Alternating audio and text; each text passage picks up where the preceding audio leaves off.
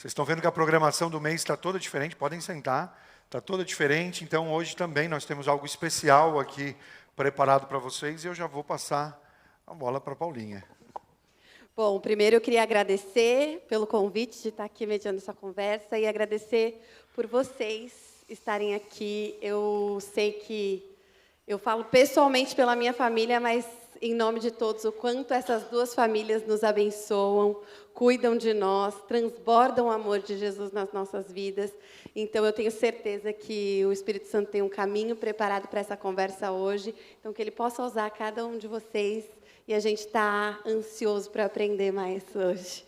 E o tema desse painel hoje é Famílias Cooperando com o Propósito de Deus. E eu vou começar com vocês, que completaram 25 anos de casado esse ano. Não é pouca coisa. E eu queria perguntar para vocês ao que vocês acreditam esse tempo juntos. Temor a Deus, né? Em primeiro lugar, né? Eu tive o privilégio de nascer num lar cristão, né? E meus pais sempre falavam, né, sobre casamento. E eu me lembro, na minha adolescência, eu orava muito por isso, né? Então, eu pedia a Deus um homem segundo o coração de Deus, íntegro, fiel, lindo. Ai, né? E Ele me deu. Aí, Edu. E Ele me deu o Edu.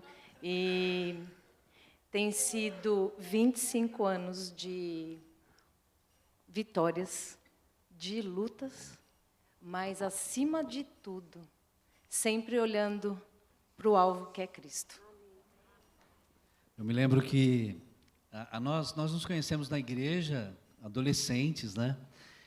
E aí, quando nós começamos a nos observar um ao outro, pedi a Paty em namoro, aí namorei, mas eu tinha no meu coração, assim, eu li o Salmo 128, bem-aventurado o homem que teme ao Senhor, anda nos seus caminhos, tudo te irá bem. Né, a sua esposa será isso, os seus filhos. E eu falava, Senhor, eu quero esse casamento para mim, eu quero ter esse tipo de vida para mim. E aí nós começamos a namorar, e aí depois de um tempo de 3 meses, a gente teve umas briguinhas assim, sabe, coisas que só nós tivemos, né? Ele me deu uma canseira. Aí eu terminei o namoro com a Paty, porque eu falei assim, isso aí não é o que Deus tem para mim, não. Mas eu amava a Patrícia de todo o meu coração, mas eu não entendi aquilo. Aí voltei. Aí, mais 3 meses, né? E aí, bom, quando na terceira vez eu fui querer voltar com ela, o pai dela falou assim, 1 ano de espera. E ele me deixou um ano na geladeira. Achei justo. Achei ótimo. 1 ano na geladeira. E foi 1 ano que eu tive ali na presença do Senhor, e eu me lembro como se fosse hoje. Nós estávamos num acampamento de casais, eu não sei nem porque eu estava lá, não me lembro. Acho que eu fui cuidar dos filhos e estava tocando uma música, assim, eu vi meu sogro lá, ele era um português bem alto, assim. Eu falei assim, vou falar com esse homem de hoje, já passou 1 ano. E eu fui falar com ele com toda a convicção. Eu falei assim, eu quero me casar com a sua filha. E aí nós tomamos essa decisão. Então, assim, esse temor a Deus, né? E aí nós nos casamos e... eu tenho vivido essa experiência, sabe, de ver o amor de Deus na nossa casa, no nosso lar. Como a Paty disse, passamos por dificuldades, por lutas, como todos nós passamos. Nosso casamento não é perfeito, mas o desejo de estar casado, o desejo de querer permanecer e o temor a Deus tem nos sustentado até aqui. Amém. E eu vou para cá, que também 23 anos de casamento, não é pouco, eu estou me sentindo uma baby, 10 anos de casada só, ainda bem que eu estou aqui para aprender. E para vocês eu queria perguntar, nesses 23 anos, que eu sei que boa parte deles são de ministério também, familiar, o que trouxe vocês até aqui nesses 23 anos e como vocês associam o ministério a tudo isso junto e misturado? Eu acho que o que a gente pode falar foi uma escolha, né? A nossa história é muito rápida.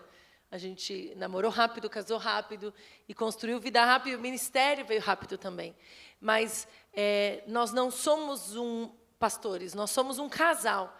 E isso acho que sempre foi muito real para nós. Nós vivemos a nossa família Quem nós somos não é o que a gente faz, é quem nós somos, família. E isso sempre foi muito real e com muita transparência dentro de muitas dificuldades que nós tivemos, porque nós temos 23 anos de casado, 20 de ministério, com muitos desafios dentro daí. A gente não viveu uma vida, está tudo ótimo, está tudo maravilhoso. Nós precisamos escolher estar casados muitas vezes. E não foi simples isso, mas a gente tinha uma convicção que ia dar certo e tinha que dar certo. E muitas vezes, quando um queria desistir, o outro aguentava um pouquinho. E quando o outro queria desistir, o outro voltava um pouquinho. E nós falamos também sobre esse lugar de ter conselhos e ter pessoas que não deixavam a gente desistir. Porque eu creio que a nossa história hoje a gente pode dar testemunho. Porque quando a gente quis desistir, a gente tinha gente que falava assim, vocês não são loucos, vocês não vão parar agora. Já foram até aqui, vamos andar mais um pouquinho. E acho que a gente é fruto da misericórdia de Deus, né? E o ministério acaba sendo um reflexo disso, de ninguém esperar a perfeição. Nós nunca pregamos perfeição. A gente mostrou, isso aqui é isso. São duas pessoas imperfeitas, buscando um Jesus que é perfeito. E na nossa imperfeição, Jesus é visto. Então, na imperfeição do nosso casamento, Jesus foi visto. Na imperfeição do nosso comportamento, das nossas fraquezas, da nossa falta de maturidade, da nossa falta de sabedoria, Jesus era visto ali. Então, eu acho que quando a gente combina as duas coisas, é um pouco isso. A gente nunca quis mostrar para ninguém que a gente era perfeito. Na verdade, a gente não tem nada de perfeito. Mas a gente nós precisamos de Jesus e a gente decidiu ficar casado todos esses anos. É isso aí. E acho que a gente construiu também em cima de alguns elementos que nós usamos como uma base, que eu acho que sim, era muito sólida, né? E entre eles foi a questão do acordo, né? A gente sempre começava qualquer projeto, qualquer desafio, a gente sentava e conversava, né? Então, eu acho que isso sempre foi muito importante. Estar olhando na mesma direção, estar caminhando pelo mesmo objetivo, né? Nós passamos por, realmente, temporadas muito diversas, né? O Senhor falou comigo de ministério, eu era adolescente ainda, mas a primeira reação que eu tive foi, não, obrigado, não quero, e fui correr atrás de outras coisas, né? Quando a Érica entrou na minha vida, eu estava me formando em Direito, eu estava começando escritório de advocacia, eu estava me preparando para concurso público, entendeu? Eu não falei em momento nenhum de ministério para ela naquele momento, mesmo porque eu não considerava uma possibilidade. E desde que ela entrou na minha vida, a gente sempre caminhou em acordo, né? A gente sempre olhou na mesma direção. A gente lutou por esse acordo, né? Mesmo depois, quando surgiu a questão do ministério, a primeira conversa que eu tive foi com ela. Eu falei, se você não tiver de acordo, eu não entro. Eu não vejo o ministério como algo meu, eu vejo como algo familiar. Então, ou nós decidimos entrar juntos e caminhamos dentro desse acordo, ou não entra, nem vou entrar, entendeu? Então, a partir dali, tudo que a gente vivia, eu nunca ouvi da Érica, é coisa tua. Eu nunca ouvi dela, você que inventou isso aí, agora dá seu jeito. Não, quando era negócios, ela estava comigo nos negócios. Quando era no ministério, ela entrava comigo no ministério. Então, o acordo sempre foi muito importante. E ainda mais sendo duas pessoas tão diferentes, duas formações tão diferentes. Eu, filho de militar, ela, filha de artista, né? Então, tinha hora que eu falava, peraí, onde é que eu estou entrando, né? O que está acontecendo aqui? E ainda sangue quente, né? Família italiana. Gente, eu só tenho 78% de sangue italiano dentro de mim. Imagina. Tinha hora que eles estavam conversando na cozinha, eu falava para ele assim, tá tudo bem? Ele falou, tá, eles estão só conversando. Eu falava, como assim, né? E na minha família era o oposto, ninguém falava nada para ninguém, né? Debater ideias era impensável, era uma ofensa. Você falar que não gostou de algo. Então, vem esses dois mundos e colidem, né? E aí, naquele momento, eu lembro da gente sentando, mesmo muito novos, a gente sentando e conversando. Falou, a nossa casa, a gente vai precisar descobrir o nosso jeito. Não é a casa do meu pai, não é a casa do teu pai, é a nossa casa. A gente precisa descobrir como que vai ser a nossa. E, a partir dali, a gente começou a caminhar em acordo, né? E mesmo os desdobramentos ministeriais da igreja, de como nasceu, começou na sala de casa, né, essa igreja. Então, foi sempre algo que a gente sentava e falava, você está vendo o que eu estou vendo? Você está entendendo para onde Deus está nos levando? No momento que a gente entendia, era vamos então, não tinha dúvida, não tinha, será que? A gente caminhava em acordo. Então, acordo sempre foi muito importante. Eu vou puxar um testemunho que você contou no primeiro culto. Quando esse acordo, ele não é tão simples assim. Você contou o testemunho da vinda da Espanha para cá, e eu acho que é um testemunho poderoso para compartilhar. Então, porque na realidade, a gente, até entrando num assunto que a gente vai falar mais para frente, né, de Efésios, muita gente confunde essa questão, né, do qual é o papel do homem e da mulher. E naquele instante, realmente, a Érica não tinha claro, e o Senhor já tinha me falado, né, através de uma experiência pessoal, que era, sim, o momento de mudança, que o ciclo na Espanha tinha fechado e que era a hora de vir para cá. E lembrando, o homem acaba sendo, né, pelo menos no geral, um pouco mais objetivo. Vamos fazer, então vira a página e acabou. A mulher não, pelo menos o que eu vivo em casa, ela é romântica. Né, ela é detalhista, ela quer cuidar de cada detalhezinho. A gente estava evangelizando algumas famílias pessoalmente lá, então ela ficava pensando e questionando muito, como assim a gente vai embora? Como assim essas pessoas vão ficar onde? E eu lembro da gente ficar conversando, né, já era a 25ª conversa, né, tentando entrar nesse acordo, e eu lembro que naquele instante a Érica não entendia. E eu falei para ela, eu falei, linda, de verdade, eu queria que você fosse feliz, porque a decisão está tomada. Nós vamos, entendeu? E eu não queria que você fosse contrariada como você está indo. Então, mas eu não tenho mais o que te falar, eu não tenho mais argumentos. Então, ou o Senhor fala com você, ou eu não tenho mais o que te falar. E eu lembro que a gente terminou, isso era umas 4 horas da manhã, a gente terminou de dormir aquela noite. No dia seguinte, a gente estava muito envolvido também na questão empresarial lá na Espanha. Então, nós tínhamos um grupo que estava em Madrid e ele ia embarcar naquele dia e a Érica foi acompanhar esse grupo. E eu lembro de que quando ela chegou no aeroporto, uma das mulheres daquele grupo foi se despedir dela, depois daquela experiência ali de 2, 3 dias juntos. E aquela mulher olhou para ela e falou assim, Deus te abençoe, aqui e também no lugar para onde Ele está te mandando. Porque o que você está vendo é isso aqui. E o que Deus tem para vocês é muito maior. Falou, então Deus te abençoe. Então, naquele instante, quando ela voltou para casa, né, ela começou a chorar no aeroporto, já me ligou falando do que tinha acontecido, e eu falei, obrigado, Senhor, acabou, está resolvido, tudo certo. Falei, não, ali começou um processo de cura. Eles vão achar que eu sou uma pessoa complicada. Não.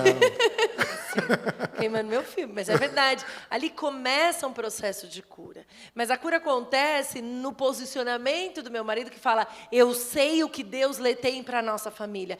E eu pude, a postura dele de firmeza em falar aquele momento, deu para mim aquele lugar de ouvir Deus falar e falar assim, uau, Deus está confirmando a palavra do meu marido. Então, essas situações, por mais incômodas que fossem, geravam em mim, opa, meu marido é um homem de Deus, meu marido é um homem que está ouvindo o Senhor.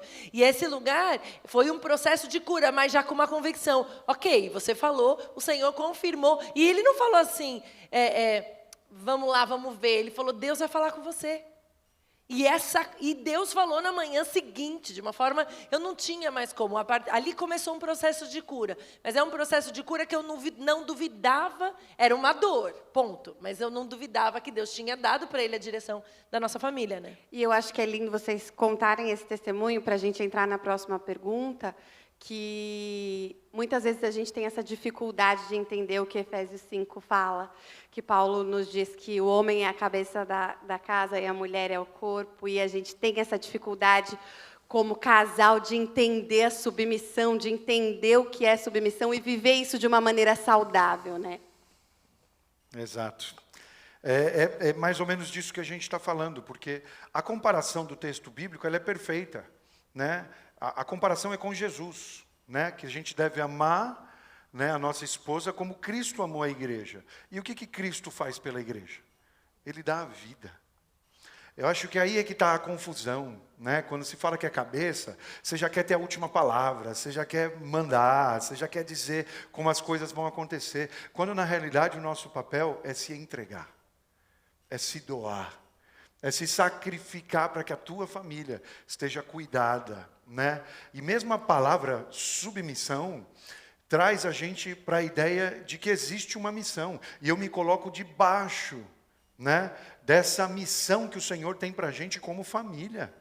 Então, se a gente não olhar na mesma direção, se a gente não lutar pelas mesmas coisas, na realidade a gente vai estar desperdiçando aquilo que o Senhor entregou para a gente, se desgastando entre nós, quando na realidade a gente devia estar caminhando pelo mesmo objetivo, debaixo da mesma missão que o Senhor colocou para a gente. E eu vou ser sincero com você, mesmo a missão que nós vivemos hoje, em determinados momentos não era a missão que eu tinha decidido, não era a missão que eu tinha escolhido. Nós ouvimos a voz do Senhor nos dizendo qual era a missão que Ele tinha para a gente, e no momento que isso ficou claro para mim, a Érica entrou nesse papel de se submeter à vontade do Senhor, mesmo porque, inclusive nos momentos que eu estava ainda meio perdido, que eu estava achando que a nossa missão era nos negócios, ela também se submetia. E ela foi uma verdadeira camaleoa, né? É impressionante quando eu olho para trás. Outro dia saiu uma dessas fotos aleatórias no meu celular, ela segurando 2 espigas de milho, lá em Fort Myers, trabalhando num banco de alimentos. Eu me emocionei tanto quando eu vi aquela foto. Eu falei, olha a mulher que eu tenho do meu lado. Quando eu era empresário, ela era empresária comigo. Quando eu me entreguei para o chamado do Senhor, a gente já tinha vivido em Espanha, ela já tinha deixado família, casa, o país dela, para viver essa missão que o Senhor tinha para nós na Espanha. E daqui a pouco aqui, né, eu me afastei do chamado do Senhor, daqui a pouco voltei novamente. E quando eu vou para Fort Myers, eu vou para pastorear uma igreja. E ali naquele lugar tinham várias atividades, entre elas um banco de alimentos, que toda sexta-feira de manhã nós íamos com uma van, carregar uma van de comida para poder distribuir cestas para as famílias em necessidade em Fort Myers. E eu vi aquela foto dela segurando 2 espigas de milho. Eu falei, meu Deus, obrigado pelo presente que o Senhor me deu, que é a Érica. Essa questão da missão, a gente olha lá em Gênesis, capítulo 1, né, quando Deus cria o homem e a mulher, e Ele dá um sentido de missão, né? De nós nos multiplicarmos, enchermos a terra. Jesus, que é quando Paulo cita, né, Jesus, amar a esposa como Jesus amou a igreja, então Jesus também tinha um sentido de missão, né? Ele não veio para fazer a vontade dele, mas a vontade do Pai. Então, assim, o Antônio falou da questão das espigas, aí do exemplo. Essa semana eu estava indo para o trabalho, e eu lembrei de muitos momentos, assim, em que a Paty, vocês veem a Paty assim, calminha, tranquila, mas quando ela, em frente a uma situação difícil, ela vira uma leoa, ela se levanta assim. Então, nós passamos momentos difíceis, momentos, assim, bem desafiadores, e eu pude ver a minha esposa do lado, como nesse sentido de missão, de abraçar, dizer, nós estamos juntos, nós vamos caminhar juntos, nós não vamos desistir, nós vamos permanecer nesse lugar. Então, um casamento que tem esse propósito, porque nós casamos com um propósito, né, com essa missão de cooperar com Deus, é uma bênção. Eu acho que a gente precisa lembrar que não existe dificuldade de me posicionar em submissão, como ajudadora, né? Em Gênesis, quando a gente vê que Deus criou a mulher, Ele usa a palavra Ezer, e Ezer é um nome que Ele mesmo fala de que Deus fazia com Israel. Quer dizer, ajuda não é menos, ajuda é a outra parte que falta. E nós precisamos entender que nós estamos falando de um lugar de relacionamentos equilibrados e saudáveis. Se você está passando por abuso, e é incômodo ter que falar desse assunto, porque a gente, por muitos anos, a igreja não falou que isso acontecia, e aí passava desapercebido, mas hoje existem pessoas. Se você está passando por abuso é crime, abuso a gente denuncia, vai para a polícia e para. Então, não use a palavra de Deus para justificar ou neutralizar situações de abuso, tá? Submissão, não estamos falando de abuso, estamos falando de uma pessoa que te prioriza como Cristo priorizou a igreja. Quando a gente fala de submissão, eu não tenho dificuldade de falar, de me submeter a um homem que me vê como prioridade. E ele compartilhou isso no primeiro culto, e eu vivi isso. Em momentos em que era muito difícil o nosso encaixar onde a gente estava, o Antônio sempre me deu prioridade na vida. Ele falava, você é a minha primeira escolha. E isso fazia muita diferença, porque hoje, nos momentos, as pessoas falam assim, nossa, você pode fazer muitas coisas. Eu posso fazer muitas coisas porque ele me priorizou primeiro. Porque ele falou, você tem estrutura. Quem convive com a gente de perto sabe, recebo um convite, quando eu vou pregar aqui, semana passada ele não estava, eu falei assim, você vai ter que orar por mim pela internet. Porque eu preciso desse lugar onde o meu marido cuida de mim ao ponto de eu saber, pode ir, linda, vai lá, vai fazer o que o Senhor te chamou. Seja trabalhando, seja pregando, ou como mãe, onde eu for. Por quê? Porque eu tenho uma pessoa que me prioriza. O texto bíblico fala assim, maridos, ame a cada um a sua esposa, como Cristo amou a igreja. Ele entregou a vida por ela, a fim de torná-la santa, purificando-a ao lavá-la com água por meio da palavra. Assim o fez para apresentá-la a si mesmo como igreja gloriosa, sem mancha, ruga ou qualquer outro defeito, mas santa e sem culpa. Da mesma forma, os maridos devem amar a cada uma a sua esposa, como amam o próprio corpo, pois o homem que ama a sua esposa, na verdade, ama a si mesmo.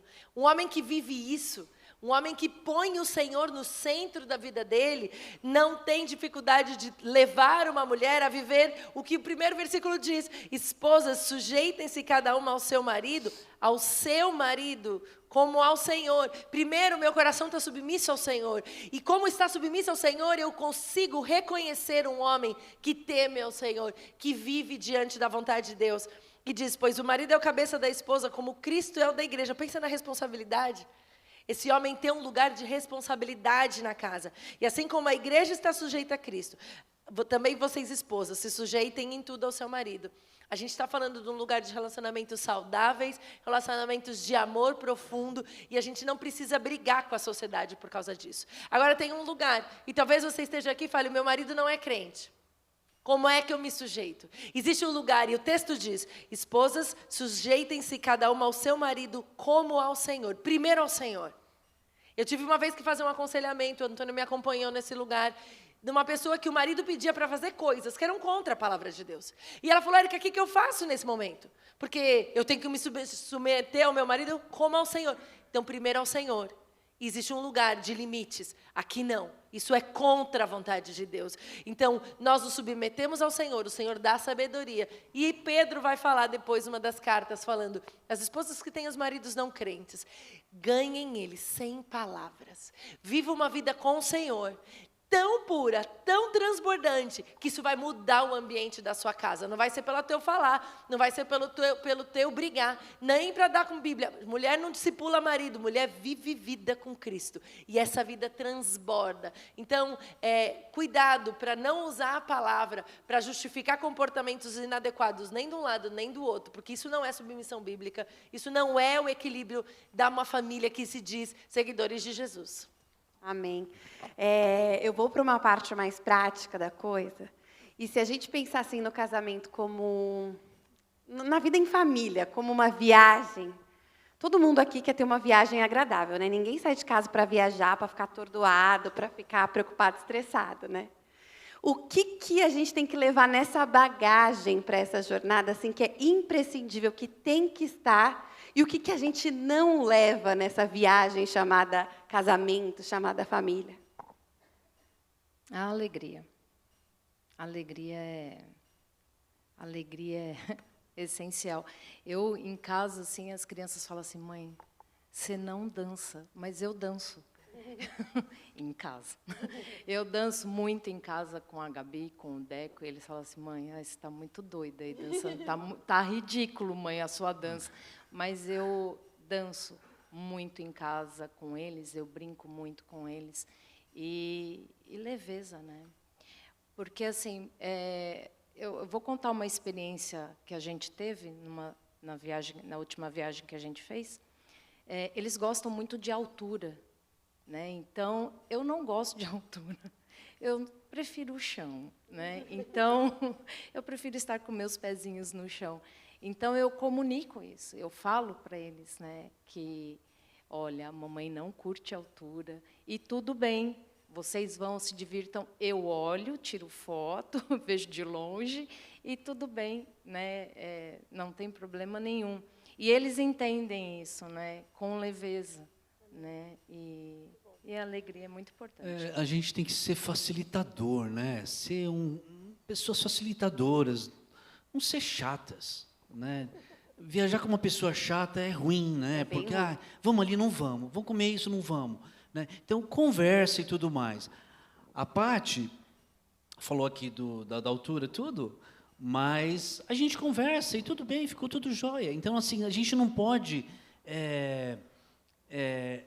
ser uma pessoa ranzinza, sabe? Então, na nossa casa, com os nossos filhos, né?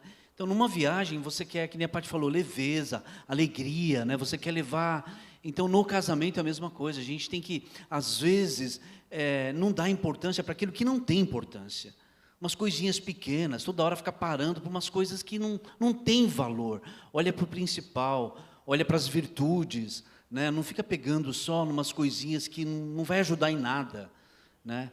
Esses dias eu estava conversando com, acho que, não me lembro quem, mas a gente estava falando sobre isso. Às vezes, vamos parar e ver as grandes, às vezes, confusões e tudo mais, se a gente for ver bem, por coisinhas bobas que a gente pode deixar. Então, vamos ser um facilitador, né? Isso aí. Muito bom. A Paty falou sobre alegria, isso para mim é primordial, é dançar no meio da casa, é rir junto, é se divertir. Mas enquanto ela estava falando, Deus me fez lembrar de uma coisa que a gente não deve levar. Porque muita gente carrega peso extra do passado. E isso causa raiz de amargura. E eu lembro de um dia que o Antônio olhou para mim, naquela determinada temporada na nossa vida, e ele falou assim, linda, você está amarga. Não dá vontade de estar perto. Não tenho vontade de ficar perto de você. E eu lembro que naquele momento eu fiz uma escolha. Eu precisava escolher se eu ia aceitar e falar, nossa, que absurdo, você está sendo injusto comigo, você não está vendo o que eu faço, né? Porque a gente tem sempre muitos argumentos para ser chata. Mas eu podia escolher mudar. E a gente precisa fazer essa escolha. E uma das coisas que traz amargura é peso do passado. A gente precisa deixar os erros no passado. A gente precisa deixar as histórias tristes lá. Por isso que a gente precisa entrar no acordo, nós vamos viver bem, nós vamos resolver. Deixa eu falar uma coisa, perdoar não é uma justificativa para justificar o que foi feito. Perdoar é decidir, eu vou colocar isso para trás e vou andar adiante. Então, muita gente carregando pesos desnecessários no casamento. Para viver 23 anos, nós tivemos que escolher deixar os problemas dos primeiros 2 meses de casado atrás, 6 meses, e não andar com essa mochila para não abrir a mochila. Porque tem muita gente que anda com uma mochila e fala assim, peraí, que eu vou pegar aquele problema lá de quando você me fez tal coisa. Vamos largar a mochila da coisa velha, vamos caminhar com leveza. Eu tenho aprendido e me esforçado para viajar com pouca mala. Eu fui para o Brasil agora com uma mala de mão, gente. Fiquei, yes, dá para viajar com uma mala de mão. Por quê? Porque muitas vezes a gente está carregando uma mala de tralha desnecessárias. Muitas vezes os cônjuges passam e vivem problemas que não foi nem do relacionamento com eles. Porque aquela veio com aquela mulher, com aquela namorada, com aquele... Gente, vamos viajar leve. Vamos esperar o que o Senhor tem. Existem coisas novas para a gente todos os dias. Então, não deixe coisa velha no seu carro, na sua mochila. Joga fora, entrega, perdoa, esquece. Eu vou falar uma coisa. Sabe quem que é o acusador na palavra? É o próprio diabo. Se você pega coisa e traz para acusar, você está fazendo o papel do diabo. Ele está falando, não preciso nem fazer nada.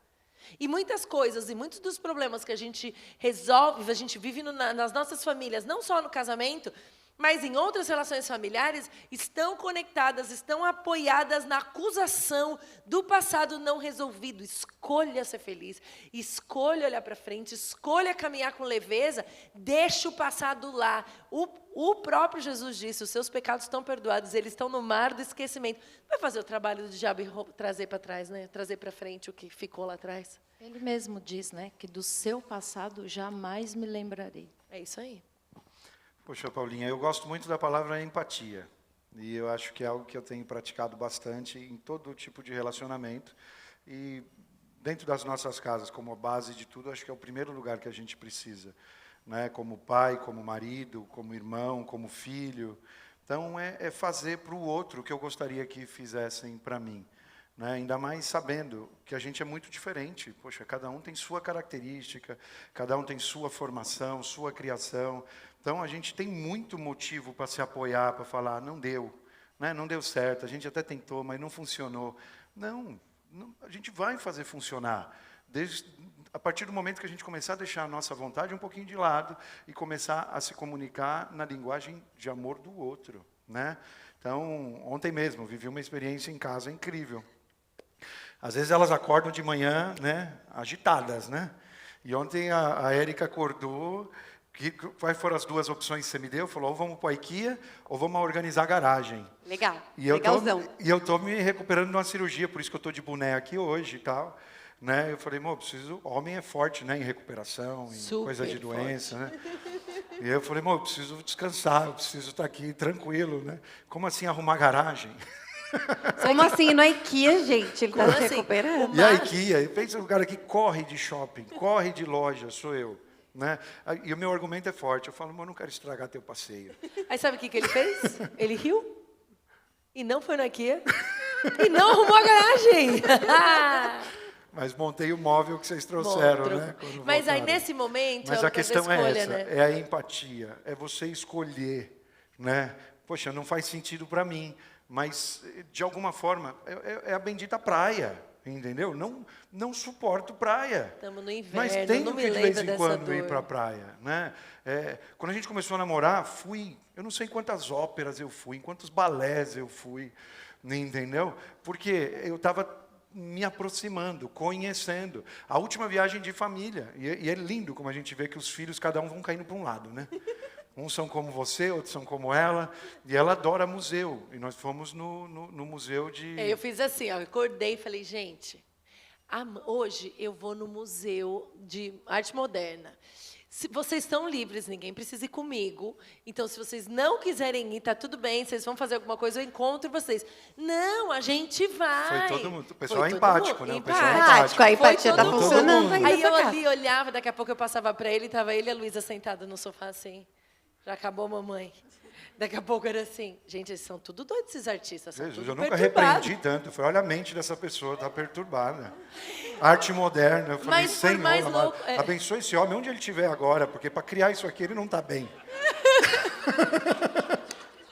Alguma coisa não está legal. Agora, o que é? Onde eu me senti amada? Ele falou, não, nós estamos juntos, nós estamos juntos. E ele foi. Eu tive que entender que eu passaria a manhã inteira no museu. Eu entendi que eu tenho que fazer uma viagem mais rápida nesse museu. E outra coisa, ele me dá a liberdade de, em outros momentos, ele falou, vai, linda, vai com as suas amigas. E de verdade, não é? Os últimos musicais que eu assisti, fui com amigas. Vai lá, linda. E isso não é um vai lá. Não, é vai. Isso é importante para você. Né? E a gente entender que eu entrego e falo, vai, amor, vai. Isso aqui é importante. É um entender o outro e fazer a vida do outro mais fácil, né? É isso aí. Empatia, Paulinha. Essa é a resposta. E agora a gente vai um pouco para as crianças, que aqui ninguém é pai de criança, quais? mas só eu. Mas vocês que já passaram por aí, eu tenho certeza que vocês ainda vivem isso, o que tem ajudado vocês no desenvolvimento espiritual dos filhos de vocês? O exemplo. O exemplo é vital, vou dizer assim, né? Porque a criança ela vai olhar e vai copiar aquilo que você faz, né? Então, o que você faz em casa ou no trabalho, onde a criança estiver te vendo, vai ficar no coração dela, né? Então, a gente sempre foi muito intencional, né, no nosso tempo de oração, no nosso tempo de leitura da palavra. Então, quando eu vou orar, eu sempre falo para eles, eu estou indo no quarto, estou indo ter meu tempo com Deus. Então, eu sempre fiz isso, de falar para eles. E eles, é aquilo que eu falei antes, né? Nós vemos de uma família, né? Meu pai e minha mãe são cristãos, e eles, o André, a Gabi também lembra, mas o André lembra muito do meu pai orando no quarto, porque meu pai chamava o André, vem aqui com o vovô, senta aqui. Né, ora com o vovô. Então, e ele sempre lembra disso. Ele fala, eu lembro do vovô no quarto, orando e lendo a Bíblia. né? Então, o exemplo, para mim, muito Esse forte. exemplo, né, tem que ter coerência, né? Não adianta a gente falar uma coisa e eles verem outra. Hoje aconteceu uma situação, antes de vir para cá, agitação, de sair de casa e tudo mais, eu falei com um dos meus. E aí a gente veio no carro e tudo mais, todo mundo de carinha meio fechada. Antes de começar o culto aqui, eu tive que ir lá, fui, pedi perdão, abracei, falei, me perdoa. Eu falei, então nós temos que praticar aquilo que a gente fala, né? Uma outra coisa que tem sido e que é muito bom é a gente investir tempo neles, a gente, sabe, tempo mesmo, assim. Para a glória de Deus, eu falei aqui no culto das 4, para a glória de Deus, assim, eu às vezes eu chegava do trabalho cansado, esgotado, mas eu corria com eles no apartamento, era esconde-esconde, descia para o playground, a gente fazia um monte de coisas juntos, e eu guardo essas memórias no meu coração, assim, como uma coisa boa, e eles lembram algumas coisas. Tem uma situação que uma vez eu peguei a Gabi e coloquei aqui no meu colo, e aí comecei a contar uma história, que era a história do nascimento dela. A Paty teve dificuldade de engravidar, então eu comecei a contar a história, mas não falava o nome dela. Eu falei assim, tinha uma menininha, tinha um casal que começou a namorar, casou, e fui. E eu fui contando, o olho dela começou a encher de lágrima. Aí eu falei assim, e o nome dessa menininha era Gabriele. Aí ela veio para mim e falou assim, obrigado, meu amigo. Ela me deu um abraço, obrigado, meu amigo. Então, são essas histórias, essas coisas, né? A gente se diverte, por exemplo, com o Deco. O Deco gosta de uma boa comida, de um bom prato. Então, ele fica dando nomes para os pratos, né? Ele classifica se está equilibrado, se está... Esses dias ele soltou uma assim, esse prato está uma explosão de sabor. Então, são essas coisas, sabe? Esse tempo que você investe nele, que a gente ri, que a gente está junto, né? E a coerência. Não existe nada pior na vida de uma criança, de um adolescente, quando ele vê que aquilo que a gente fala aqui não é o que acontece em casa. Eu acho que a gente precisa lembrar, e principalmente quando a gente está no ministério, que foi uma coisa que a gente tem trabalhado com eles desde pequenos, porque eles cresceram plantando igreja, eles cresceram dentro da igreja, eles não são filhos dos pastores, eles são filhos do Antônio e da Érica. A nossa casa não é a igreja, a nossa casa é a nossa casa. E na nossa casa eles têm o pai e a mãe deles. E eles vão ser tratados e cuidados como filhos do Antônio e da Érica. E esse lugar a gente sempre protegeu. Em determinadas situações, algumas pessoas quiseram pôr peso nos nossos filhos e a gente falava assim, não, vocês são filhos do Antônio e da Érica, vocês não são os filhos dos pastores, vocês têm nome. E esse lugar de que eles sabiam que a gente não estava aqui performando, ou lá em casa performando, é a mesma pessoa. Na nossa incapacidade, nas nossas falhas, eles viram a graça de Deus. Quando a gente sofreu situações difíceis, eles viram a graça de Deus. Quando a gente passou por crises, muitas delas eles já podiam entender. E apesar da gente nunca expor coisas desnecessárias, eles nunca ficaram alheios àquilo. Eles viam a graça de Deus, a provisão do Senhor, e eles foram testemunhas. Porque há muitas vezes a gente quer impor e permite que o mundo coloque peso sobre os nossos filhos, que eles não têm que carregar. Então, proteja os seus filhos. Dentro da sua casa, eles são os seus filhos. Na rua, eles são os seus filhos. Eles não têm que carregar um peso maior, porque eles são pessoas. E eles precisam ser vistos assim. Coerência, exemplo, é o que sustenta. Mas eles precisam saber que é em casa, no pai e na mãe. E eles têm lugar. E tem uma coisa que eu queria também deixar bem claro. Porque a gente está falando aqui de um lugar, e talvez você veja essa história e veja uma história editada. A gente já passou, inclusive, dos minutos que a gente tinha para falar. Mas talvez você fale, eu não plantei isso. Eu não vivi isso. O que eu faço agora? Porque vocês estão falando que vocês fizeram e deu certo. E o que eu faço agora? Eu queria dizer que tem misericórdia, tem graça. Jesus veio para salvar os perdidos, incluindo nós, os nossos filhos, as nossas famílias. Nunca é tarde demais para você mudar a história da tua família. Começa você recebendo o Senhor, para você viver essa transformação. E a partir daí, não importa a idade dos seus filhos, tudo pode mudar. Uma vida transformada gera frutos de transformação. Então tem lugar para você. Talvez você ache, eu não tenho um casamento assim. Tem lugar para você com abundância de vida ainda na solteirice. Tem abundância de vida ainda depois do divórcio. Tem abundância ainda depois de situações difíceis, da viuvez. Tem, porque o Senhor redime o nosso tempo. É para isso que a gente precisa de um Salvador. Para fechar o assunto, né, antes de você mudar, rapidinho. O tempo passa muito rápido. Passa muito rápido. A gente está vivendo essa transição agora de filhos para a fase adulta. E é interessante como você não vê passar. Não é? Por isso eu quero te falar, o dia é hoje. Para você investir tempo, para você caminhar com eles. Porque a palavra fala que é para ensinar no caminho, não é para apontar o caminho. Caminhe com eles. O tempo passa muito rápido. Eu lembro no dia que a gente estava deixando o Beto na faculdade, a única coisa que me confortava era saber que na hora certa, no momento que precisou falar, no momento que precisou ensinar, no momento que precisou compartilhar tempo, isso foi feito. Então você tem essa oportunidade hoje. Faça isso agora, sabendo que eles são pessoas e que eles são amados por Deus. E que Deus ama seus filhos muito mais do que você ama. E por mais que eles não vivam aquilo que você planejou, aquilo que você esperava que eles estivessem vivendo nesse momento da vida, respeite os processos de Deus na vida deles. Faça aquilo que o Senhor te manda fazer. Ensine-os no caminho. E confie que aquilo que foi depositado dentro deles vai gerar seus frutos no tempo certo. Amém. A gente já estourou o nosso tempo, mas eu não queria deixar de fazer a nossa última pergunta, porque eu estou vendo o rostinho ali do nosso Lighthouse, os nossos Young Adults ali atrás. E a gente sabe que tem muita gente que ainda não chegou neste lugar de construir família. E a gente sabe o quanto a influência do mundo hoje é completamente contrária a esse lugar, é completamente banalizando esse lugar da família e banalizando esse lugar do viver um para o outro, viver um pelo outro. Então, eu queria que vocês falassem um pouquinho disso, falassem um pouquinho sobre a importância da família e do casamento aos olhos do Senhor.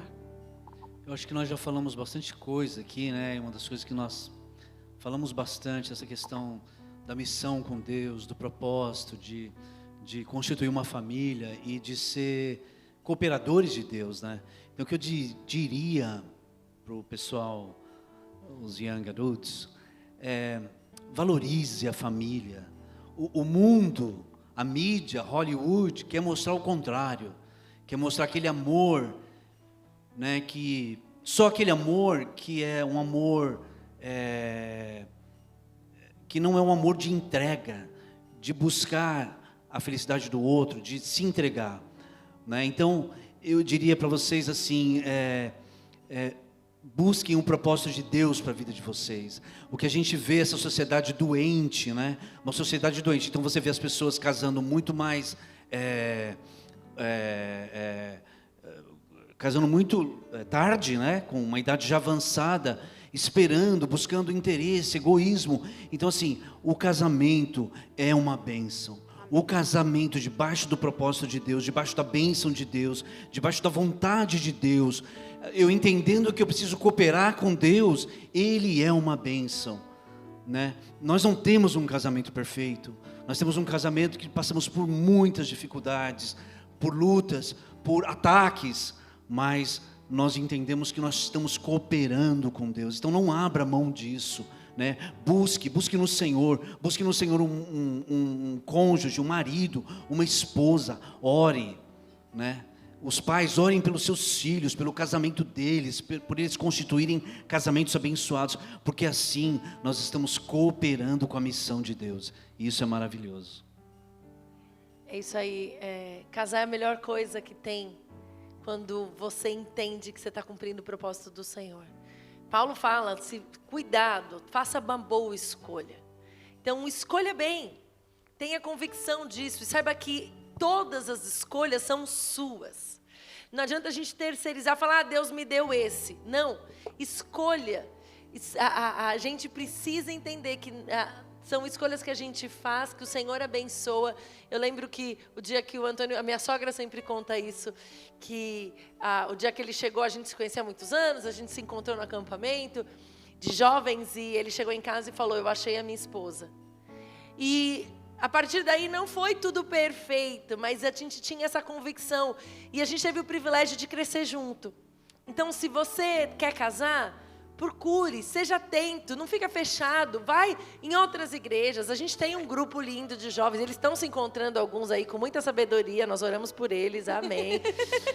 Mas esteja exposto e olhe com os olhos, fala assim, quais são os princípios? Aquela conversa de olha como trata a mãe, olha como respeita o pai. É processo seletivo. É processo seletivo, e escolha bem, fala, eu vou escolher casar com você, caminhar com você. É maravilhoso constituir família, é divertido, é gostoso, é bom ser casado, não é um problema. E assim, estabeleçam o Senhor no centro, porque muitas vezes nós decidimos ficar casados, porque a gente sabia que a gente tinha feito um compromisso diante de Deus. Então, ponha o Senhor no centro. Fala, olha, Senhor, é isso. Respeite os tempos, gente. Tem tempo de uma coisa e tempo de outra. Segura a onda. Segura a onda até ter certeza. Não entregue o presente antes da festa. Faz a coisa bem feita. Vocês vão evitar problemas que não precisavam passar. E a gente vai ver a glória de Deus com famílias estáveis, né, pessoas posicionadas. E nós fomos pais muito cedo, né? E o pessoal falava, acabou. A gente curtiu muito os dois. Entendeu? Dava vontade de viajar, a gente viajava e olhava para trás, tinha uma cadeirinha com uma neném, entendeu? Depois fomos para viver fora, não deixamos de fazer nada. Nós curtimos muito com os nossos filhos com a gente. Eu tinha esse sonho de ser pai novo, porque eu queria isso também, vê-los criados e eu ainda com força para acompanhar. Então, faço esporte com eles, já fui mergulhar com a Júlia, faço as atividades com o Beto. É bom curtir em família, aproveitar e viver os planos do Senhor. Eles plantaram essa igreja com a gente, se dedicaram, viram os milagres em primeira fila, viram os momentos de busca intensa, porque não tínhamos respostas. Nunca enganamos falando que era uma coisa que não era na realidade. Eles viram o cuidado de Deus sobre as nossas vidas e viveram cada uma dessas experiências que o Senhor tinha para eles também.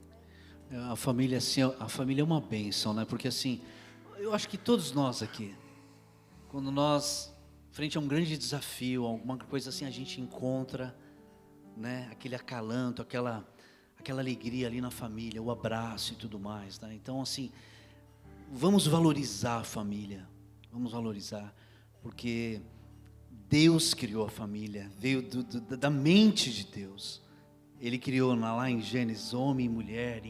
Então, assim, é maravilhoso. Então, eu estou debaixo de um propósito, de algo que Deus criou. Não vamos banalizar a família, como o mundo aí fala, casou, não, vai embora, ou, para que casar? Não, é maravilhoso. Eu falo isso porque hoje eu olho para minha família e eu glorifico o nome de Deus. Eu falo assim, que bênção. Eu estar nessa família, a gente sonhar junto, a gente viver junto, a gente dar risada junto, chorar junto, mas eu não troco. Eu glorifico o nome de Deus por tudo isso. Amém, amém. Bom, muito obrigada. Obrigada por compartilhar aquilo que o Senhor colocou no coração de vocês. Eu tenho certeza que todos nós saímos impactados daqui. E que o Senhor continue abençoando esses 20 e tantos anos. Amém. E muitos mais pela frente. Obrigado, Paulinha. Obrigado.